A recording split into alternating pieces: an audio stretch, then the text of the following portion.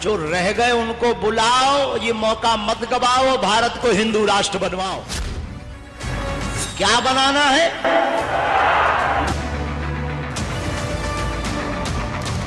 तुम्हारी समस्या निपटवाने की गारंटी हमारी, हिंदू राष्ट्र बनाने की गारंटी तुम्हारी। मध्य प्रदेश के छतरपुर में इस वक्त पंडित धीरेन्द्र कृष्ण शास्त्री सनातन और हिंदू राष्ट्र के लिए महायज्ञ कर रहे हैं। पंडित धीरेन्द्र शास्त्री का ये महाआयोजन 19 फरवरी तक चलेगा। बागेश्वर धाम में इस वक्त लाखों श्रद्धालु और साधु संत जुटे हुए हैं।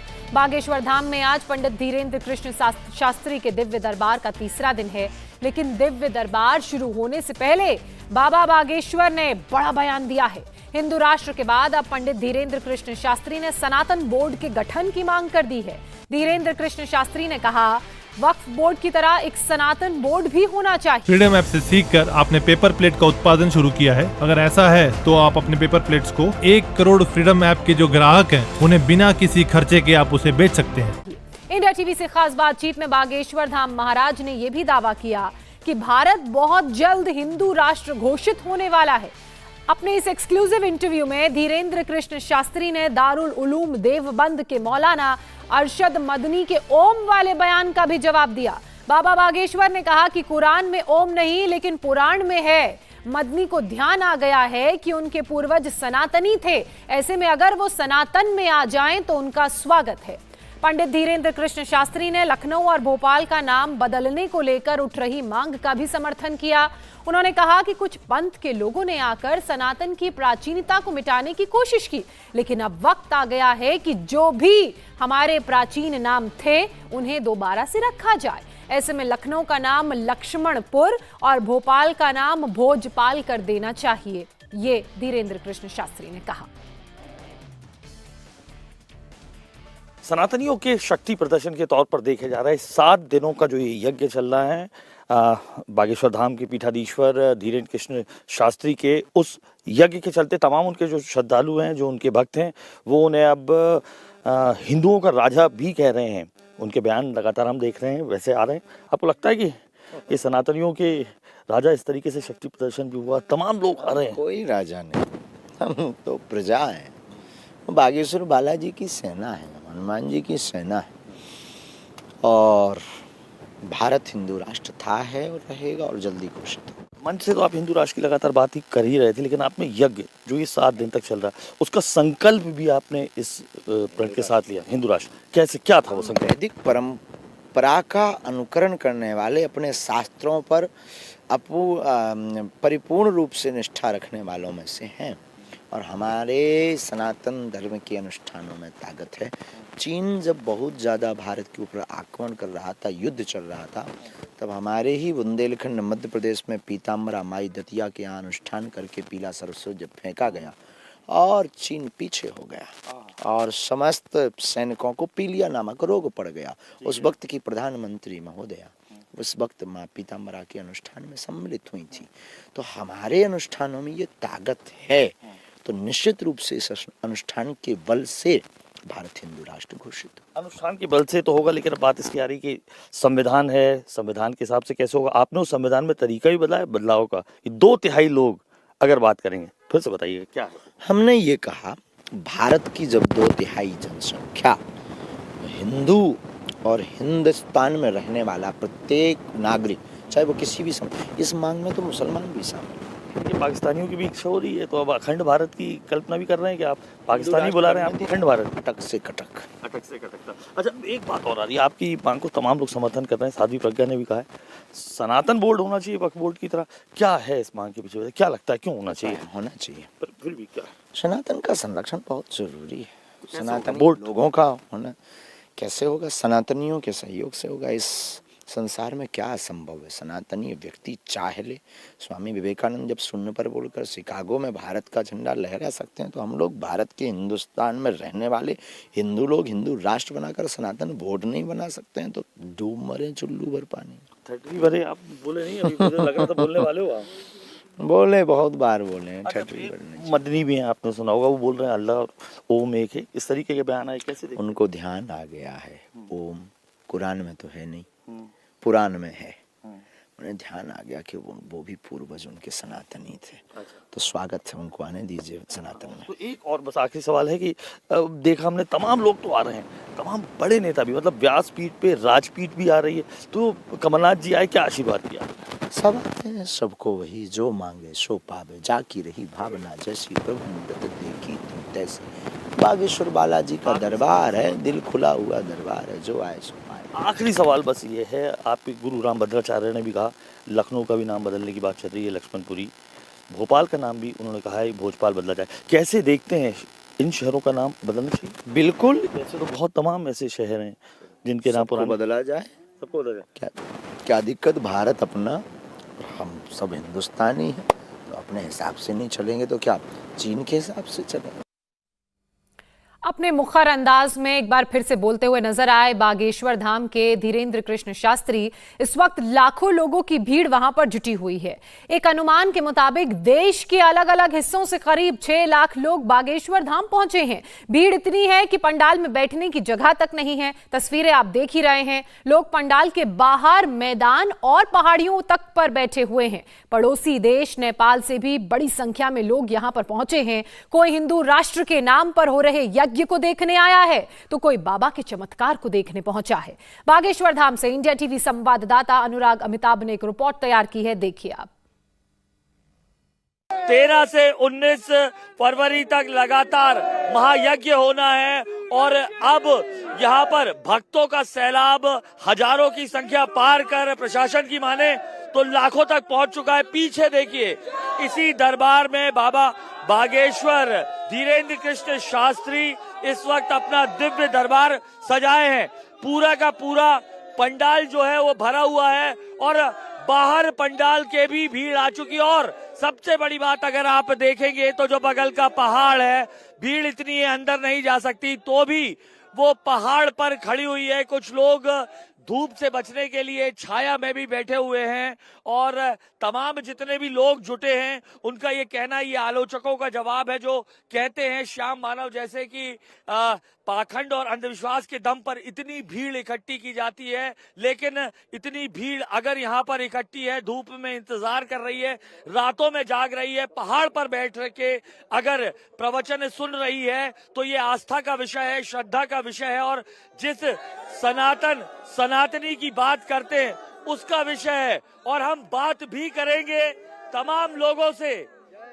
बाहर जगह नहीं है, बाहर अंदर जगह तो नहीं है, नहीं तो बाहर धूप में क्यों खड़े हुए हो? बाहर धूप में इसलिए खड़े हैं कि यहाँ पर भागवत कथा सबको अच्छा लगता है। ये हमारे गुरुजी के वाणी से सबको खींच के, जहाँ साक्षात हनुमान जी हैं और प्रकाशवान हैं, वो सबको खींच लाए हैं। मैं बीकानेर से आया हूँ सर। क्या बात है?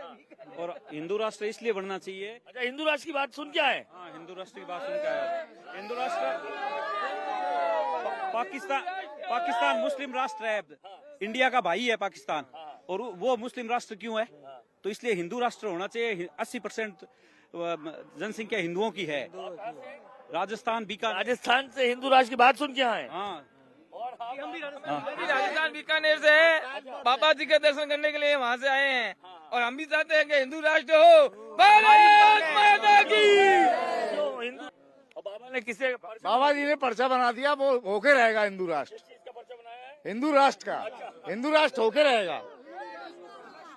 हम भी बहुत जरूरी है हमारा जीवन है, क्योंकि हम लोग हिंदुस्तानी हैं। हम प्रयागराज से आए हैं। प्रयागराज से आप बाकी भी चीजें आपसे क्या ये हिंदू राष्ट्र की बात नहीं, हम लोग तो सिर्फ धर्म के लिए आए अपने, क्योंकि अपना धर्म भी तो जा रहा है। हम नागपुर से हैं। हम नेपाल से है। हमारा रामनाथ महतो। नेपाल हिंदू राष्ट्र है, उसका बड़ा भैया इंडिया है। भाई है बड़ा भैया, बहुत अच्छे। बड़ा भैया हिंदू राष्ट्र होना चाहिए। अच्छा, हिंदू राष्ट्र होना चाहिए। तो आप क्या ये सुन क्या वहाँ से सुन? नहीं, हमारा धर्म पे गर्व है। तो फिर पाकिस्तान भी बगल में, उसके लिए भी कहने लगेंगे आप? नहीं, वो कैसे हो सकता है? हिंदू राष्ट्र है, यह हिंदू को बढ़ावा देना चाहिए। हिंदू राष्ट्र चाहते हैं सब। अच्छा, हाँ, हिंदू राष्ट्र है। हम लोग हिंदू राष्ट्र बनाना चाहेंगे। हम साथ हैं सब, जान के बलिदान, हम बाबा जी के साथ हैं। मैं हिंदू राष्ट्र बनाना। हिंदू राष्ट्र की मांग और जय श्री राम के नारों के साथ ये तमाम भीड़ इसी तरीके से हर रोज इंतजार कर रही है। और समझे तो 19 फरवरी तक गांव गढ़ा में और पूरे छतरपुर जिले में इसी तरीके से भीड़ इन्हीं नारों के साथ बाबा बागेश्वर की प्रवचन और चमत्कारों को देखने, जो वो खुद नहीं कहते लेकिन भक्त मानते हैं, वो देखने यहाँ आती रहेगी। तो भक्तों को आपने सुना, वहीं पंडित धीरेन्द्र कृष्ण शास्त्री के बुलावे पर हजारों की संख्या में साधु संत भी बागेश्वर धाम पहुंचे हैं। सब एक सुर में हिंदू राष्ट्र की मांग का समर्थन कर रहे हैं। आचार्य बालकृष्ण भी बागेश्वर महाराज के समागम में शामिल होने छतरपुर पहुंचे। बाबा के दरबार में नेताओं के आने का सिलसिला तो जारी है ही। 18 फरवरी को बागेश्वर धाम में सामूहिक विवाह का कार्यक्रम है। मध्य प्रदेश के मुख्यमंत्री शिवराज सिंह चौहान उसमें शिरकत करेंगे। मुख्यमंत्री शिवराज सिंह चौहान से पहले मध्य प्रदेश बीजेपी के अध्यक्ष विष्णु दत्त शर्मा बागेश्वर धाम पहुंचे, दरबार में शामिल हुए और बाबा का आशीर्वाद लिया। बाबा बागेश्वर धीरेन्द्र कृष्ण शास्त्री के धार्मिक दरबार में अब सियासत भी हाजिरी भरते नजर आ रही है। परसों पूर्व मुख्यमंत्री कांग्रेस के प्रदेश अध्यक्ष कमलनाथ ने हाजिरी भरी गांव गढ़ा के बागेश्वर धाम में। वहीं अब मेरे पीछे जो आपको ये मंच दिखाई दे रहा है, उसमें आपको भारतीय जनता पार्टी के प्रदेश अध्यक्ष यानी भाजपा भी अब प्रदेश अध्यक्ष वी डी शर्मा जो हैं वो यहाँ हाजिरी भरते नजर आ रहे हैं। पीछे तस्वीरों में आपको दिखाई देगा दरबार, दिव्य दरबार सजा हुआ है, बाकायदा प्रवचन चल रहे हैं। लेकिन धीरेन्द्र कृष्ण शास्त्री के नीचे बीजेपी के प्रदेश अध्यक्ष वी डी शर्मा बैठे हुए हैं। पीछे भीड़ का नजारा देखिए, यही भीड़ बीते 3 दिनों से हम लगातार यहाँ पर देख रहे हैं। सैकड़ों, हजारों की नहीं, लाखों की संख्या में यहाँ आपको श्रद्धालु दिखाई देंगे। कल 12 डिग्री तापमान था। इसी जगह पर इंडिया टीवी ने आपको दिखाया था, रात को भी जो श्रद्धालु हैं वो खड़े हुए दिखाई दिए थे। और धीरेन्द्र कृष्ण शास्त्री के मुताबिक आज तकरीबन 6 लाख से ज्यादा लोग अब तक बागेश्वर धाम के दर्शन करने आ चुके हैं। पीछे अगर आपको मेरे कैमरामैन दिखाएंगे, दूर तक आपको सिर्फ लोगों की भीड़ दिखाई देगी। और इस भीड़ के चलते तमाम मोबाइल जो नेटवर्क्स हैं वो भी बंद हैं। यानी साफ तौर पर ये वो भीड़ है जिन्हें भले ही ये अभी धार्मिक आयोजन के लिए आई है, लेकिन सीधे तौर पर 2023 में जो विधानसभा चुनाव होने जा रहे हैं तो साफ तौर पर ये भीड़ एक निर्णायक वोटों की फसल भी सियासतदानों के लिए साबित होती है। यही वजह है कि कमलनाथ ने भी अपनी हाजिरी इसी बागेश्वर धाम गढ़ा में भरी और उसके बाद अब जो बीजेपी के प्रदेश अध्यक्ष वी डी शर्मा वो भी हाजिरी भर रहे हैं। 18 तारीख को मुख्यमंत्री शिवराज सिंह चौहान भी बाबा के दरबार में आएंगे और ये जो भीड़ है उनके सामने अपने श्रद्धा जो समझ है वो भी बताने की कोशिश करेंगे, भक्ति भावना से कितने ओतप्रोत हैं। यानी अगले जो 4 दिन बचे हुए हैं 19 तारीख तक, तमाम जो बड़े कद्दावर जो नेता हैं वो इस व्यासपीठ पर आकर राजपीठ के तमाम लोग अपनी सियासी फसल को भी खड़ा करेंगे। की पहचान बनकर उभर रहे बागेश्वर धाम पीठ के पीठाधीश्वर धीरेन्द्र कृष्ण शास्त्री के 7 दिनों तक ये जो चल रहा है महाआयोजन, उसमें शामिल होने बीजेपी के प्रदेश अध्यक्ष वी डी शर्मा जी आए हैं। सनातनियों, हिंदू और हिंदुत्व की बात करते करते हिंदू राष्ट्र की भी बात कर रहे हैं। वो इसे कैसे देखेंगे आप? बीजेपी से हैं आप, क्या भावना रहेगी? वो तो बोल रहे हैं कि हिंदू राष्ट्र बनना चाहिए। मेरा ऐसा मानना है कि इस देश के अंदर माननीय प्रधानमंत्री नरेंद्र मोदी जी आध्यात्मिक शक्ति के आधार पर देश को आगे ले जा रहे हैं। ये क्या है? ये क्या है? तो इस प्रकार से धीरेन्द्र कृष्ण शास्त्री जी बागेश्वर महाराज ने भी जो बालाजी की कृपा और इतने अनुयायियों के माध्यम से अगर वो इन चीज़ों को जो सनातन संस्कृति, सनातन सत्य है उसकी अगर बात करते हैं और उसको स्थापित करते हैं तो ये गलत नहीं है। तो पर वो तो ये कह रहे हैं कि हिंदू राष्ट्र बनना चाहिए, जबकि संविधान की भावना जो भारत के अंदर तो आपने देखेंगे, पढ़ेंगे, हिंदू एक जीवन पद्धति है जी जी। और 18 फरवरी को शिवरात्रि के मौके पर बागेश्वर धाम में सामूहिक विवाह का कार्यक्रम है। तैयारी पूरी कर ली गई है। आश्रम में हो रहे इस चौथे सामूहिक विवाह समारोह की तैयारियां किस तरह से जोरों पर हैं और अंतिम पड़ाव पर हैं, उसकी तस्वीरें आपके सामने हैं। आपको बता दें कि बेटियों को तोहफे में देने के लिए 40 तरह का सामान जुटाया गया है। नव विवाहित जोड़ों को गिफ्ट में TV, fridge, dressing table, double bed sofa set इसके अलावा मिक्सी और किचन के जरूरी सामान दिए जाएंगे। 18 फरवरी को होने वाले सामूहिक विवाह समारोह में मध्य प्रदेश के मुख्यमंत्री शिवराज सिंह चौहान भी शामिल होने वाले हैं और ये वो सारा सामान जो बतौर गिफ्ट इन नवविवाहित जोड़ों को दिया जाएगा। मेरे पीछे TV, fridge, double bed, sofa set, अलमारी से भरा ये गोडाउन दरअसल गोडाउन नहीं है। ये तमाम जितने भी सामान आपको यहाँ पर रखे दिखाई दे रहे हैं, चाहे वो टीवी हो, आपको सामने अलमीरा दिख रही है, अगर आप इस साइड देखेंगे तो ये भी पूरी तरीके से जो सोफा सेट है, ये डबल बेड है। और यहाँ पर इधर भी देखेंगे, आप जिस तरफ देखेंगे ये गोडाउन जैसा ही प्रतीत होगा। डबल बेड यहां पर दिखाई दे रहा है, लेकिन ये गोडाउन नहीं है।